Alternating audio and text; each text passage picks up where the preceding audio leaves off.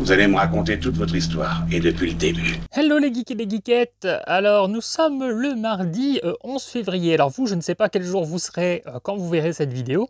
Je vous explique pourquoi je vous donne la date, parce que du coup j'ai trouvé le dernier Rimini, Les Yeux de Feu, qui ne sort que le 13 février. Et je l'ai trouvé il y a déjà quelques jours, donc 9 sous blister. Sur Vinted. Je suis très content parce que ça fait partie des films inédits qu'édite Rimini. C'est un film que je ne connais pas du tout.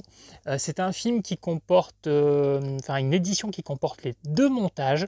Donc pareil, je ne savais pas qu'il y avait deux montages, hein. Je l'ai su quand ils ont annoncé la sortie de ce film. Voilà, je vois que c'est marqué, hein, une rareté horrifique restaurée en 4K. Je vois aussi donc la phrase d'accroche, hein, original et angoissant, un classique du folk horror. Je n'ai pas lu le pitch quand j'ai su que ça allait sortir, je ne vais pas le lire tout de suite, je vais l'unboxer, je vais le déballer, mais je vais le regarder juste après. Donc ce que je vais faire, déjà c'est arracher le plastique avec mes dents comme d'habitude. Ce que je vais faire, c'est que je vais le déballer, vous le montrer comme je fais habituellement, sauf que je ne vais pas lire le pitch, je ne vais pas trop regarder les images du livret, et en fait je couperai la vidéo, j'irai voir le film, puis demain je regarderai l'autre montage, et donc après je continuerai cette vidéo et je vous ferai un rapport complet sur ce que j'ai pensé du film, l'histoire, etc., les bonus. Donc voici l'édition, il y a deux DVD, hein, donc le premier qui contient le film Les Yeux de Feu, et le DVD 2 qui comporte l'autre montage qui s'appelle Crying Blue Sky. Alors je vois que pour Les Yeux de Feu c'est en français et anglais sous-titré, et que pour le deuxième montage on n'a que l'anglais sous-titré. Et il y a le Blu-ray qui contient donc là les deux films, les deux versions. Donc on est sur un film de 83 et c'est un film américain, et il fait environ 104 minutes pour la version Crying Blue Sky et 83 minutes, donc il y a quand même une grosse différence pour Les Yeux de Feu. Donc voilà, alors on va regarder l'intérieur. Les Yeux de Feu, le titre comme d'habitude. Voilà. Bon, après, forcément, toutes ces images ne me parlent pas encore puisque je ne connais pas le film. Ah, voilà, ça c'est bien, bravo, c'est bien Rimini. Récemment, je râlais parce qu'il mettait le troisième disque dans une pauvre pochette blanche à la con et il le glissait ici. Je trouvais naze puisque au départ, il faisait comme ça. Et là, ils ont refait à nouveau. Voilà, ça c'est bien. Bon, comme d'habitude. Bon, d'habitude, je râle, je dis oui, ah là là, j'enlève les disques, et comme d'habitude, hein, je vous fais mon petit râlage comme quoi il n'y a pas d'artworks sous les disques. Bon allez, je vais pas râler, parce que vous avez enfin refait voilà, des jolies plaquettes pour mettre les 3 CD là. Allez, cette fois-ci, je râle pas. Je suis heureux. Voilà, ils se sont appliqués sur l'intérieur de cette édition. Hop. Ah oui, puis pareil, j'ai pas vu là cette affiche, donc qui est sûrement l'affiche originale.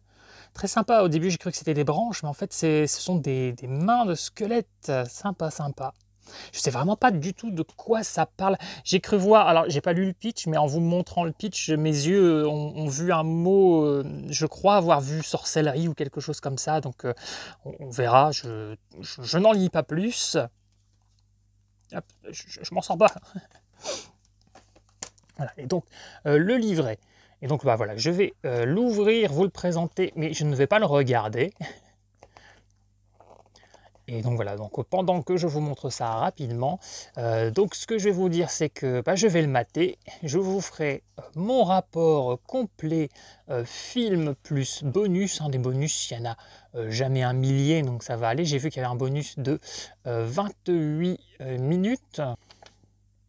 Donc voilà pour le livret. Content là que Rimini nous édite un film inédit, parce que quand j'ai vu qu'ils allaient éditer ce film, j'ai fait une petite recherche parce que je me demandais s'il était inédit ou pas. Je n'ai trouvé que des VHS, donc, et puis vu qu'il y a deux montages, je suppose que c'est une très belle édition. Si vous connaissez déjà ce film, n'hésitez pas à me dire si c'est un film que vous attendiez ou non de voir édité. Et donc voilà, je vous disais, oui, il y a un bonus de 28 minutes qui s'appelle Le secret repose dans les arbres. Donc voilà. Et donc le fameux livret, hein. Donc là, on est sur un combo, hein, 2 DVD, un Blu-ray plus un livret, comme vous avez vu. Bon, au final, je l'ai remis dans le fourreau, mais je vais couper la vidéo et je vais ressortir de son fourreau puisque je vais me faire à manger et pouvoir regarder tranquillement ce film. À bientôt pour moi et à tout de suite pour vous. A few moments later. Bon, eh bien, me revoilà. Voilà, j'ai maté le film. Hein, donc, j'avais commencé la vidéo le 11 février. Donc, le 11 février, j'ai regardé le premier montage. Et là, on est le 13 février au moment où j'enregistre et j'ai rattrapé le second montage. Et puis, j'ai lu le livret et j'ai regardé le bonus. Alors, les yeux de feu, ça dit quoi? Alors, j'ai d'abord commencé par le premier montage, les yeux de feu. Donc le montage le plus court, hein, un montage qui fait 1h23. Et je l'ai regardé en français, comme je savais que j'allais voir Crying Blue Sky, le deuxième montage en VOST, puisqu'il n'y a que la VOST. Je me suis dit, bah tiens, je vais mater en français, comme ça je pourrais faire la comparaison. Alors clairement, tout de suite, je vais vous le dire, je vous conseille la VO. Voilà, parce que la VF, voilà, ça aide pas beaucoup le film à s'en sortir hein, en termes d'acting, c'est pas ouf. Alors, bon, les acteurs en VO ne gagneront pas un Oscar, mais c'est plus correct, on rentre plus facilement dedans. En fait, le montage Les Yeux de Feu, je me suis un peu ennuyé. J'ai trouvé ça un petit peu décousu, un peu confus. J'avais l'impression, et c'est pas parce que je savais qu'il y avait un autre montage, mais j'avais l'impression qu'il manquait des choses. Voilà, j'ai trouvé le film intéressant. On sent qu'il y a un potentiel, que le réalisateur a des choses à dire, qu'il fait même des choses un peu expérimentales avec l'image. J'ai d'ailleurs compris pourquoi hein, en rattrapant le bonus donc, de 28 minutes, hein, l'interview donc, qui est intéressante hein, du réalisateur, où en fait on comprend que de base il était photographe et il s'amusait à faire des superpositions voilà, d'images, de décoloriser les choses, etc. Et en fait apparemment donc c'était un photographe qui avait une certaine renommée avant de s'essayer à la réalisation. C'est quelqu'un qui était assez avant-garde au niveau de l'image. Et ça se sent. Alors il y a quand même des effets qui sont un peu cheap, il y a quelques petits trucs ici là qui sont un petit peu loupés. De son propre aveu, le réalisateur nous dit qu'il avait des défauts d'image et de son, et ça c'est complètement vrai, hein, le son, il y a des petits scratchs ici et là, il y a des petites choses, voilà, on sent que c'est imparfait. Alors le mec il avait tout fait, hein, par contre, il avait écrit, réalisé, il avait même fait les visuels, enfin voilà. C'est intéressant de rattraper le bonus et même de lire le livret, pour découvrir un peu comment ce mec a monté ce film. Alors, il a eu 1,5 million pour le faire. Alors, je ne sais pas si j'aurais dit que le film aurait eu autant. C'est un petit budget, 1,5 million, mais quand on voit que des Evil Dead, tout ça, ça a eu un petit peu moins de budget, enfin même beaucoup moins de budget. Je ne sais pas si j'aurais estimé Les Yeux de Feu à 1,5 million. Bon, après, voilà, il y a les techniciens, il y a le fait aussi qu'ils ont voulu engager des acteurs qui avaient déjà un peu d'expérience. Mais il y a quelques effets qui sont parfois un peu cheap. Il y avait une photo, du coup maintenant j'y repense, maintenant que j'ai vu le film, il y avait une photo d'une créature, voilà celle-ci, hein, qui s'est marquée la sorcière, mais incarnée par un homme. Bah, c'est marrant parce que moi quand j'ai vu le film, j'avais pas lu ce qu'il y avait sous la photo. Et pour moi c'était clairement un homme, hein, cette sorcière. Hein, j'avais même du mal à me dire que c'était une sorcière, j'avais plus l'impression que c'était une créature des bois. Dans les choses intéressantes, bah, du coup, voilà, on a quelque chose de folklorique. Hein, c'est pas mensonger quand ils disent un classique du folk horror. C'est vrai qu'on sent bien le côté folklorique. En fait, c'est très influencé par Daniel Boone. Vous saviez, c'est un pionnier. En fait, le film, il fait pas tant film d'horreur que ça. On est un petit peu sur presque un film historique. Avec du fantastique. Voilà. Je pense que les gens amateurs de certaines substances pourraient apprécier ce film. Mais voilà, donc film intéressant, Les Yeux de Feu, mais je l'ai trouvé quand même un petit peu ennuyeux dans sa version donc de 1h26. Et bizarrement, alors que j'étais un petit peu réticent à m'enchaîner le deuxième montage, Crying Blue Sky, qui fait lui 1h44 en DVD et donc 1h49 en Blu-ray, je me suis moins ennuyé sur le montage le plus long. Je trouve que les choses prennent un peu plus leur place, c'est un peu plus cohérent. Alors ça reste quasiment le même film, hein. Il y a l'intro et la conclusion qui changent et on a des petites scènes ici et là supplémentaires, mais globalement c'est la même histoire. Mais je trouve qu'il y a une meilleure harmonie, qu'il y a quelque chose d'un petit peu plus poétique. Le film paraît même un petit peu plus professionnel, j'ai envie de dire. On sent que le réalisateur a plus de choses à dire dans cette version. Il y a une fibre artistique qu'on ressent moins dans le premier montage qui justement est une version écourtée pour plaire au public. Alors la version Crying Blue Sky n'est pas un chef-d'œuvre à côté de l'autre version, hein. Je ne les mets pas énormément de différence dans ma notation, mais voilà, je vous dis, voilà, je mettrai Les Yeux de Feu à 5 sur 10, la moyenne, parce que pour moi le plus gros défaut d'un film, malgré ses qualités, ça va être l'ennui, et j'ai ressenti un petit peu d'ennui. Et donc la version Crying Blue Sky, je mettrais du 5+, allez 6 pour être sympa. Parce que voilà, je connaissais l'histoire, je venais juste de la voir et elle m'avait un petit peu ennuyé, donc je n'ai pas été transcendé non plus sur le second montage. Mais le film est intriguant. Si vous êtes un spectateur qui voulait un film d'horreur qui vous réveille, c'est peut-être pas le bon film. Moi, ça m'a plutôt fait penser un peu au style australien. Dans cette même collection Angoisse de Chéri Mini, j'aurais tendance plutôt à le classer dans la catégorie des films australiens comme Le Survivant d'un monde parallèle, ou même le film Harlequin, qui était aussi un film australien, parce qu'il y a un petit côté comme ça un peu psychédélique. Ce film mériterait vraiment un remake, je pense. Je pense qu'il a tout le potentiel. Il faudrait quelqu'un qui ait une vraie fibre artistique et un vrai propos, comme l'avait le réalisateur Avery Crowes. Au niveau des effets, on a par exemple à un moment la créature, là, cette fameuse sorcière, qui est plutôt pas trop mal, mais il y a un moment, par exemple, il y a des plans un peu maladroits, genre elle s'enfonce dans la terre et il y a ce plan où on dirait qu'elle louche. On a quelques effets comme ça de superposition qui passent très bien, et puis on en a d'autres, on sent que c'est un peu de la facilité, c'est du cut. Alors on est en 1983, c'est un petit budget, on voit que c'est appliqué quand même, hein, c'est pas un gros reproche qu'on peut lui faire, mais je vous dis, si vous êtes un spectateur qui voulait un film vraiment qui vous réveille, moi je suis sur des groupes de cinéma sur Facebook, ils sont assez nombreux les gens à dire que les films de la collection Rimini sont un petit peu chiants. Et du coup, si vous faites partie de ces gens qui pensaient ça des films de chez Rimini, enfin de la collection Angoisse, celui-ci ne va pas déroger à la règle. Après, dans les deux cas, les deux montages, hein, je trouve que voilà, il y a des petites choses qui sont un petit peu confuses. Mais alors, est-ce que c'est pas parce que justement mon cerveau s'est un petit peu débranché, hein. J'essayais de rester concentré, mais c'est vrai que je ressentais un petit ennui. Donc, est-ce que ce petit ennui ressenti n'a pas affaibli ma concentration? C'est possible aussi.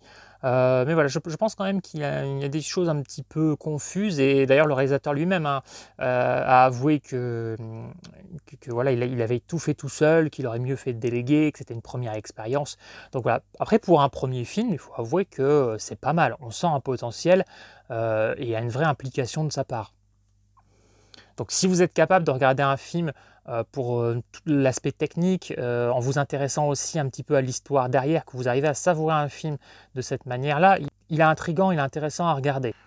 Il y a une sorte de bataille en fait dans ce film entre la religion et le paganisme, hein, les rites païens, ce genre de choses, hein. Il y a une histoire d'indiens, de démons.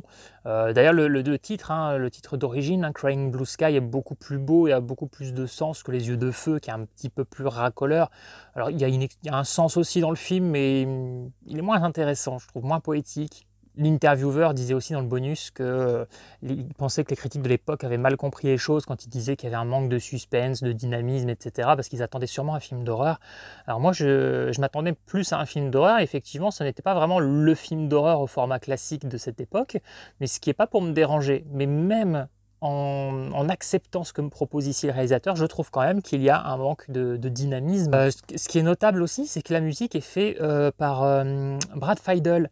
Brad Fiedel, qui un an plus tard fera l'OST de Terminator. Il y a d'ailleurs un petit moment musical qui m'a fait penser à une sonorité qu'il y a dans l'OST de Jeux d'enfants aussi.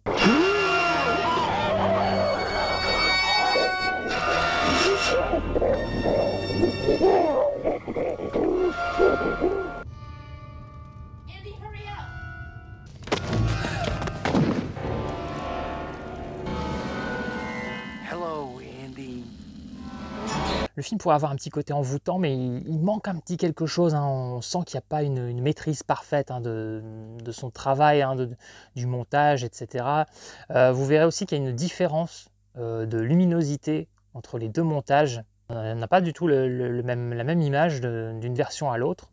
D'ailleurs, on a une restauration 4K pour Les Yeux de Feu et 2K pour Crying Blue Sky.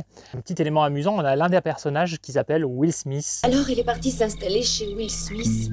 Tout le monde dans le village était au courant que Will Smith vivait avec 2 femmes dans sa cabane. Donc voilà, globalement, avis un peu moyen, content d'avoir découvert une œuvre complètement inédite chez nous. Hein. C'est un film qui a été distribué dans très peu de salles, mais aux États-Unis, il avait eu un petit succès d'estime. Et puis après, chez nous, il y avait juste eu une VHS. Donc c'est intéressant de l'avoir ressorti, de faire en sorte que ce film ne soit pas oublié. D'ailleurs, le réalisateur est mort il y a 1 an ou 2. Dites-moi ce que vous en avez pensé si vous connaissez ce film. Donc malgré mon avis assez moyen sur le film en lui-même, par contre mon avis sera positif sur le choix de Rimini. Le film a des petits défauts de son, mais alors ça je ne pense pas qu'on puisse l'imputer à Rimini. Hein. Le réalisateur lui-même a avoué à l'époque qu'il avait été très déçu de certains plans, de certaines couleurs et du son. Ah oui, j'ai oublié de vous dire aussi, il y a un moment, il y a une scène où on leur offre une gamine. Alors c'est les Indiens qui leur offrent une gamine et en fait elle sert un peu de cheval de Troie parce que la gamine est possédée. D'ailleurs je trouve ça un élément qui est un peu sous-exploité, c'est assez dommage. Et cette gamine, enfin, voilà, on leur offre une enfant et le mec donc, qui est leur leader, que moi je peux voir que comme un taré, hein, parce que c'est des fanatiques religieux. Hein. Bref, ce mec qui leur sert de guide, qui les amène sur une sorte de terre promise, que tout le monde écoute aveuglément, et d'un coup on lui offre une enfant, il est trop content. Je trouve que ça fait super chelou, surtout qu'à un moment on verrait dans le film, alors c'est par rapport à un truc magique, mais la gamine se ramène couverte d'un liquide blanc. Vrai, c'est un cadeau. Oui, les enfants, c'est un véritable don du ciel. C'est un cadeau de nos amis indiens qui ont offert cette ravissante petite fille au royaume du Seigneur. Pensez fertilité. Caressez chaque semence. Aimez-la. N'oubliez pas que dans chaque semence se cache un esprit. La petite indienne avait le cou recouvert d'une sorte de pâte collante. Mais voilà, donc il y a des choses intéressantes, hein. Il y a des personnages de sorcières, il y a cette gamine démoniaque, il y a ce monstre, il y a cet arbre qui s'imprègne du sang des victimes avec des visages dessus. Il y a vraiment tout un potentiel, mais je trouve que tout ça est un petit peu dispatché à trop petite dose et tout s'imbrique pas forcément parfaitement, mais du coup ça donne quand même un côté assez particulier à cette œuvre, hein, quelque chose un peu psychédélique qui est intéressant, mais c'est aussi ce qui fait que la mayonnaise ne prend pas entièrement, je trouve. Voilà, dites-moi si vous l'avez vu, si vous avez trouvé que ce film était entièrement cohérent, si vous l'avez trouvé efficace, si vous trouvez aussi qu'il a des lacunes. Bon, les critiques de l'époque et comme d'aujourd'hui sont à peu près les mêmes. Hein. Ça revient à chaque fois que c'est un film qui est salué pour son initiative, pour ce qu'il a tenté de faire, mais qui manque clairement de dynamisme. Donc voilà, mon avis ne sera pas très original par rapport au reste des critiques. Voilà, j'ai plus qu'à aller le ranger dans ma collection et puis attendre le prochain qui sera La Nuit des Maléfices. Et d'ailleurs, ils en parlent dans le livret de cette édition comme étant l'un des premiers films, peut-être le premier film folk. Donc est-ce que c'est en rédigeant le livret des Yeux de Feu qui se sont dit « Ah bah tiens, il y a La Nuit des Maléfices aussi, on va voir si les droits sont dispo » et qui se sont dirigés sur celui-là, puisque ça sera le prochain avec La Tour du Diable. Donc 2 films que j'attends, parce que La Nuit des Maléfices, pareil, c'est un inédit que je n'ai jamais vu, que je ne connais pas du tout. Donc voilà, n'hésitez pas à me dire ce que vous pensez de ce film. Dites-moi quels sont vos films préférés de la collection Rimini et ce que vous pensez d'une manière générale de leur choix de films. Et je vous dis à bientôt. Est-ce que les Indiens nous ont fait du mal? Non. Au lieu de cela, ils nous ont fait cadeau d'une jolie petite fille.